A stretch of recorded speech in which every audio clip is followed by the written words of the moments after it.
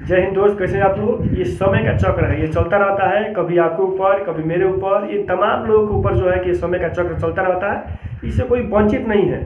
Same to same condition आपके सामने दिख रहा है कि जिस प्रकार बीपीएससी टीआरई 1 में यानी 1 to 5 से बीएड को बाहर कर दिया गया, तब बीएड वाले उस समय रो रहे थे। सेम टू सेम 2 से 3 महीना तक नहीं हुआ। अब क्या है कि बीपीएससी टीआरई 2.0 में यानी जो है कि एनआईओ से जो डीएलएड किए हैं अब ये रो रहे हैं। तो खास करके इसी बात पर चर्चा करेंगे, क्या होने वाला है, इससे कट ऑफ पर क्या प्रभाव पड़ेगा। अगर एनआईओ से डीएलएड अगर शामिल किए जाते हैं तो क्या कट ऑफ थे, अगर नहीं किए जा रहे हैं तो क्या कट ऑफ होंगे, ये तमाम बातें पे हम लोग चर्चा करेंगे। तो समझ जाइए कि जो एनआईओ से जो डीएलएड करने वालों की संख्या देश में 14 से 15 में से यूपी में समझ जाइए कि 4 से 5 लाख अभ्यर्थी हैं जो एनआईओ से डीएलएड करने वाले हैं।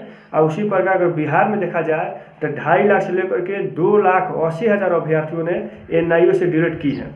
अब क्या है कि आपको जानकारी है कि 1 to 5 में लगभग 1 लाख से 10,000 अभ्यर्थियों ने सम्मिलित हुए, जिसमें से अगर ये देखा जाए कि एनआईए से कितने परसेंट जो है कि 1 to 5 में सम्मिलित हुए हैं, तो 60% यूपी बिहार मिला करके यानी जो है कि अदर स्टेट तमाम मिला करके 60% जो है कि एनआईओ से डीएलएड करने वालों की संख्या जो है कि 1 to 5 में है।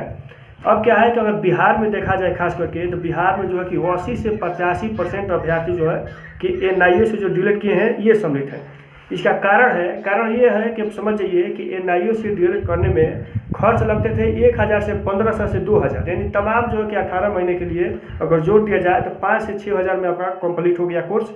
और वहीं अगर बीएड का देखा जाए तो बीएड का अगर कोर्स करने में 1.5 से 2 लाख रुपया लगते थे, तो कौन करेगा। लोग सोच रहे थे कि अगर एनआईएस भी जो है कि वही काम कर रहा है, अब बीएड भी वही काम कर रहा है। ये है कि जो है कि हम 9 to 10 में नहीं जा सकते हैं, या जो है कि 10 to 12 में नहीं जा सकते हैं, लेकिन जो है कि 1 to 5 में 6 to 8 में जा सकते हैं ना एनआईएस के माध्यम से।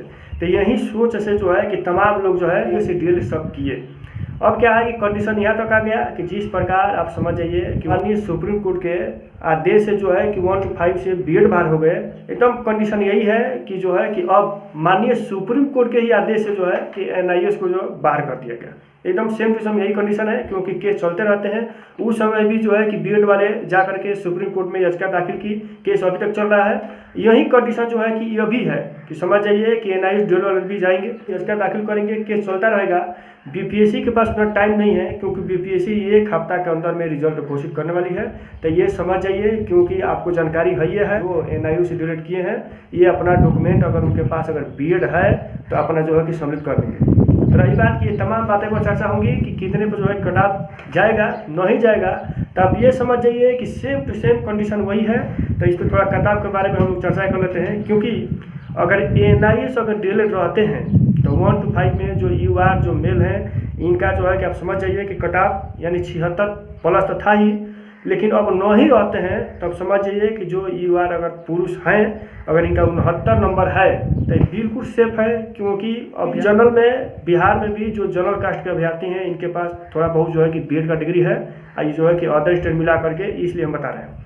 अब क्या है कि अब वहीं अगर महिला में आते हैं तो महिला में समझ जाइए कि जो महिला अभ्यर्थी, लेकिन तभी जो है कि हम बता दे रहे हैं कि अगर एनआईएस अगर रह रहे हैं तो जो महिला के पास अगर 70 नंबर प्लस है जो है कि 1 to 5 में ये सेफ हैं यूआर में। अब वहीं अगर एनआईएस नहीं रहते हैं तो जो महिला के पास अगर 61 नंबर है तो समझिए कि बिल्कुल रूप से सेफ है, कोई दिक्कत नहीं है।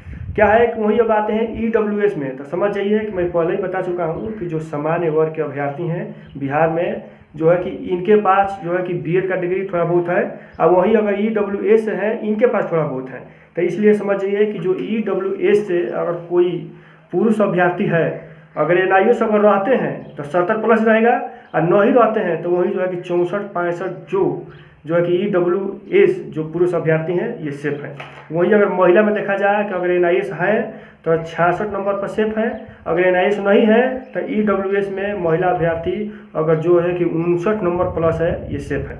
वहीं अगर आते हैं बीसी में, तो बीसी में समझ जाइए कि बीसी हो या ईबीसी हो, इन लोगों के पास एसी में अगर महिला में देखा जाए तो अगर एनआईएस रहते हैं तो 57 प्लस, अगर एनआईएस नहीं रहते हैं तो एसी महिला में जो है कि 50 नंबर भी रहता है तो महिला सेफ है। देखा जाए एसटी में जो महिला अभ्यर्थी अगर एनआईएस रहते हैं तो 53 नंबर प्लस पे जो है कि ये सेफ है, अगर NIS नहीं रहते हैं तो वही जिला अभ्यर्थी ST में जिसके पास अगर 42 से 43 नंबर है, ये पूर्ण रूप से सेफ है।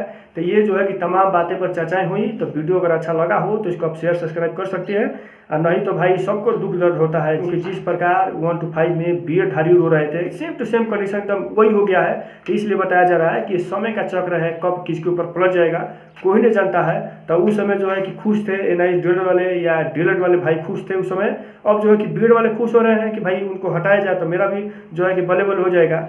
रही बात कि और जो है कि 6 to 8 के जो है कि अगले वीडियो में हम बात करेंगे पूरा वीडियो दूर से। तो वीडियो को जो है कि आप शेयर सब्सक्राइब कर सकते हैं।